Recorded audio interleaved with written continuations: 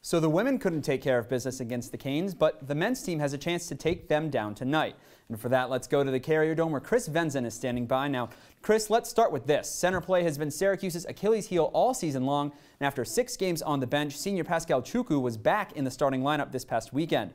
Who can help the Orange against Miami more, Chukwu or Marek Dolezaj?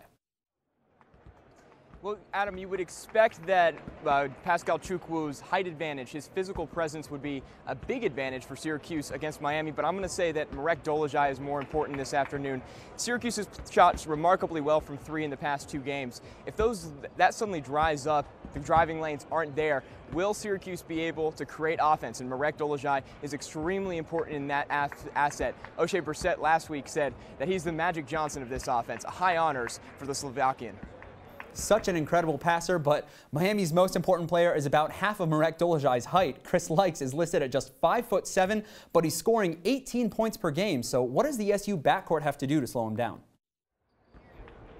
Well, Chris Likes is the guy that we need to watch out for. He's only 5'7", and that's a well-worn narrative up to this point. He can shoot, and he can shoot off the dribble. So if Syracuse wants to slow him down, they're going to need to get out and contest. I would expect Jim Boeheim to press his zone up a little bit, because if Chris Likes steps into a dribble and pulls up from deep, he's going to sink it.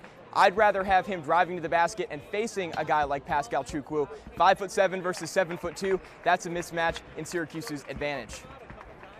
All right, so one last thing, Chris. What's your prediction for tonight's matchup?